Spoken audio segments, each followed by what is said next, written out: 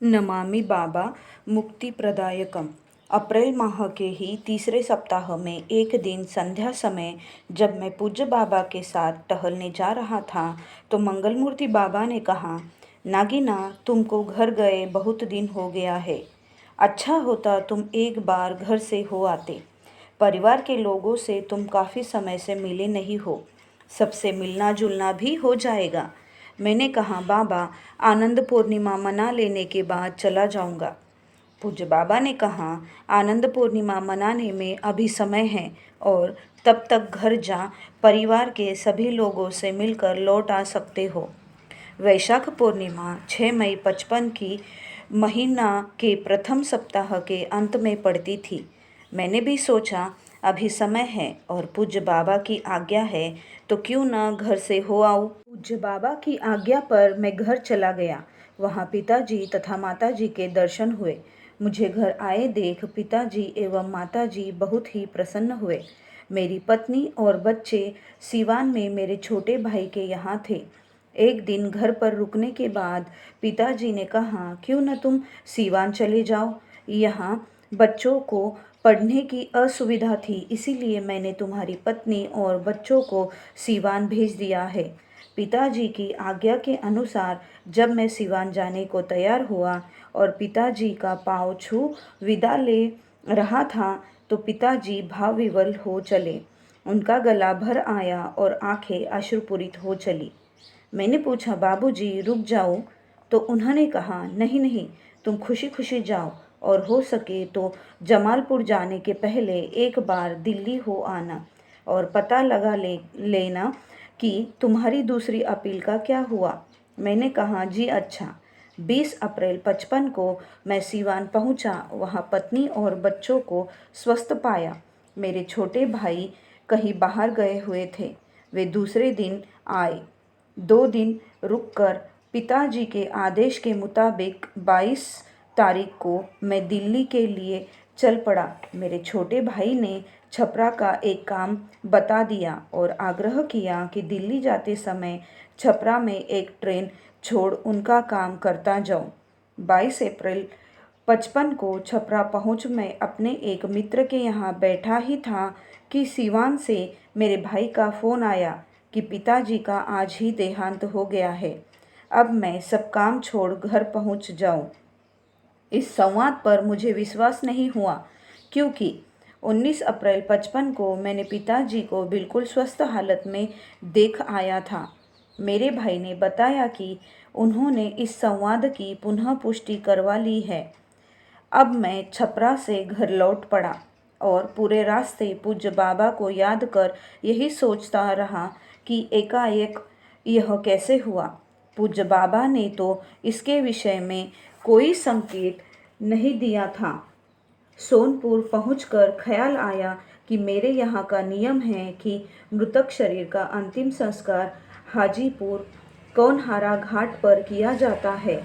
हो सकता है लोग पिताजी के पार्थिव शरीर को लेकर इधर आवे और मैं रेल से उधर जाऊं तो अंतिम दर्शन भी न हो। अतः हाजीपुर में ट्रेन छोड़कर एक टैक्सी ले मैं सड़क मार्ग से घर चला। 14-15 मील जाने के बाद देखा कि बहुत से लोग मेरे पिताजी का पार्थिव शरीर लिए आ रहे हैं।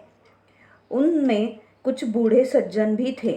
मैंने उन लोगों को गाड़ी में आगे भेज दिया और मैं पिताजी के पार्थिव शरीर के साथ हो लिया।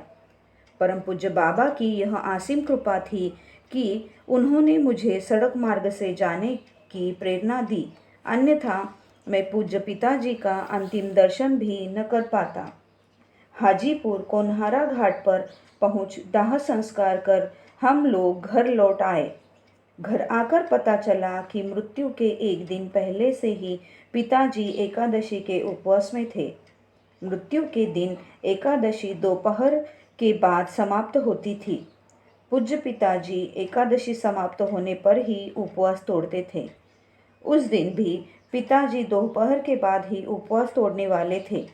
सुबह के नित्य क्रम से अवकाश प्राप्त कर उस दिन पूज्य पिताजी गांव के अपने पराए छोटे बड़े तथा दोस्त दुश्मन सभी के यहाँ जाकर प्रसन्न चित्त से मिले।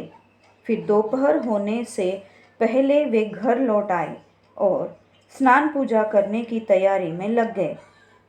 स्नान आदि से निवृत्त हो जैसे ही वे अपने इष्ट का नाम जपते हुए पूजा पर बैठे कि वे एक ओर लुढ़क गए और एकादशी समाप्त होने से कुछ पहले ही सदा के लिए इस असार संसार को छोड़ चले। घर तथा पूरे गांव में हाहाकार मच गया। अंतिम दर्शन करने वालों की भीड़ लग गई। थोड़ी देर बाद जब दाह संस्कार की बात आई और उनकी अलमारी खोलकर देखा गया तो वहां पर्याप्त पैसे रखे हुए पाए गए। एक दिन पहले ही पूज्य पिताजी बैंक से काफ़ी पैसे निकालकर वहां रख दिए थे। जैसे वे जानते थे कि उस निश्चित दिन को ही उनकी मृत्यु होने वाली थी और पैसे के बिना घर वालों को श्राद्ध संपन्न होने तक किसी प्रकार का कष्ट न हो। श्राद्ध पौराणिक ढंग से संपन्न हुआ क्योंकि अभी चर्याचर्य पूज्य बाबा ने हम लोगों के बीच नहीं दिया था। पिताजी की मृत्यु की सूचना मिलने के बाद से उनके श्राद्ध संपन्न होने तक ऐसा लगता था कि मुझे जो कुछ भी करना है वह जैसे पहले से ही निश्चित हो और उसकी पूरी तैयारी कर दी गई हो। जब भी इस संबंध में जो भी सोचता तुरंत उसका इंतज़ाम हो जाता।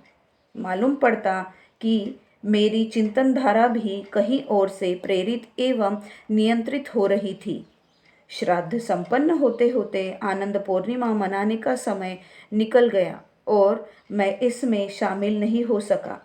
आनंद पूर्णिमा के प्रथम उत्सव में न शामिल होने का दुख मुझे अत्यधिक था। घर पर उस दिन बार बार रुलाई आती थी। पूज्य पिताजी की मृत्यु 61-62 वर्ष की उम्र में हुई थी, अतः लोग यही समझते थे कि वे बड़े अच्छे समय से चल बसे।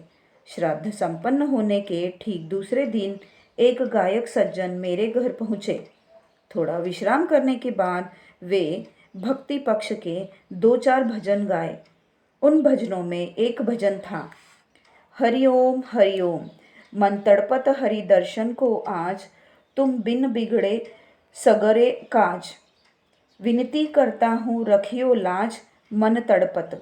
इस भजन को उन्होंने बड़े ही मनोयोग तथा भक्ति भाव से गाया, जिसे सुन मेरी रुलाई और अधिक बढ़ गई। उस दिन अश्रुपात का तो यह हाल था कि बंद होने का नाम ही नहीं लेता था। देखने वाले यही सोचते थे कि पिताजी की मृत्यु से ऐसा हो रहा हो। पिताजी की मृत्यु का दुख तो था ही, ऊपर से परम पूज्य बाबा का जन्मदिन मनाने के प्रथम अवसर पर सम्मिलित न होने से और बढ़ गया। पिताजी तो बिड़ले भाग्यवानों में से थे, क्योंकि मृत्यु से पहले उन्होंने किसी को भी सेवा का मौका नहीं दिया और मृत्यु भी उस समय हुई जब वे पूजा कर रहे थे। पूजा करते करते उनका देहांत हुआ और वह भी एकादशी के उपवास में। श्राद्ध संपन्न होने के बाद एक दिन मैं अकेला बैठा यही सोच रहा था कि मैं कैसा भाग्यहीन हूँ कि पूज्य बाबा के जन्मदिन पर उनके चरण युगल में उपस्थित न हो सका। तो एकाएक ख्याल आया कि आनंद पूर्णिमा मनाने की अनुमति के लिए आग्रह करते समय पूज्य बाबा ने बार बार पूछा था, मना सकोगे? परंतु मेरे बार बार आग्रह करने पर अनुमति भी दी तो ऐसी कि शायद हम न मना सके। पूज्य बाबा ने अनुमति देते समय कहा था, अच्छा मना सको तो मनाओ। संकेत तो काफ़ी था कि मैं नहीं मना पाऊंगा, परंतु उस समय मेरी समझ में कुछ नहीं आया। मेरा घर आने का कोई विचार तो था नहीं, परंतु पूज्य बाबा की आज्ञा थी, इसीलिए जाना पड़ा।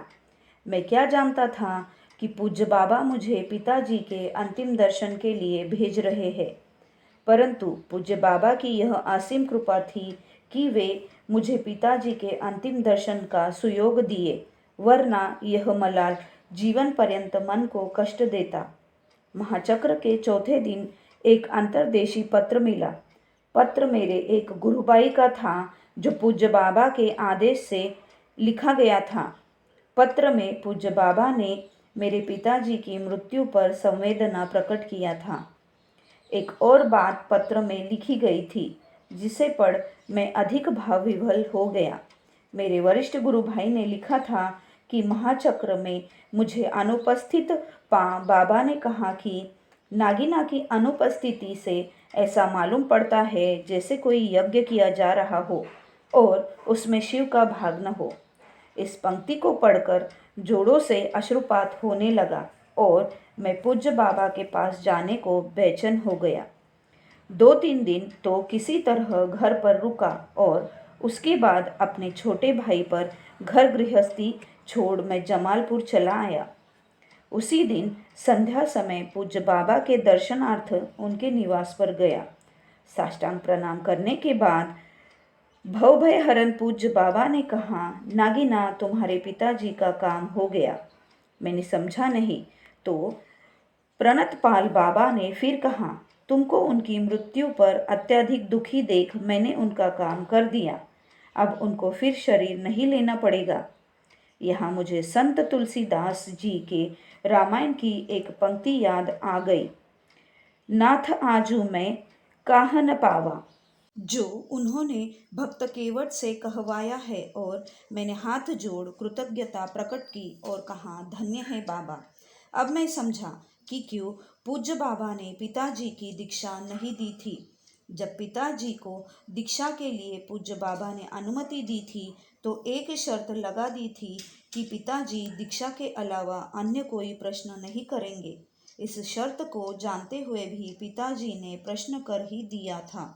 पूज्य बाबा ने उनके प्रश्नों का उत्तर देने की कृपा की और मेरे पिताजी उत्तर से पूर्ण रूप से संतुष्ट भी हुए। परंतु दीक्षा के लिए आग्रह करने पर पूज्य बाबा ने कहा था, अब आपको दीक्षा की आवश्यकता नहीं, आप जो कर रहे हैं वही ठीक है। परम पूज्य बाबा के दर्शन के लगभग 1 महीने के अंदर ही पूज्य पिताजी का देहांत हो गया। परम पूज्य बाबा सर्वज्ञ एवं सर्वशक्तिमान है, इसीलिए पिताजी की आयु को शेष जान दीक्षा नहीं दी। दीक्षा लेकर भी वे कुछ कर नहीं पाते क्योंकि उनके पास अब समय कहाँ था। अतः परम पूज्य बाबा ने असीम कृपा कर मेरे मुमुक्ष पिताजी को मुक्ति प्रदान की। धन्य है भक्तवत्सल बाबा। थोड़ी देर बाद बाबा टहलने चले और मैं भी साथ हो लिया। मैदान में जब बाबा कब्र पर पहुंच गए तो बाबा ने कहा, तुमने तो कभी जाना ही नहीं कि घर की क्या संपत्ति है, घर पर कौन खेत कहाँ है, यह भी तो तुमको नहीं मालूम। अब एक ब एक तुम्हारे ऊपर घर की पूरी जिम्मेदारी आ गई है। ऐसा कह बाबा चुप हो गए। मैंने कहा, बाबा, लौकिक पिता की मृत्यु जरूर हो गई है, परंतु आप तो हैं, अब उस जगह को भी आप ही को पूरा करना होगा।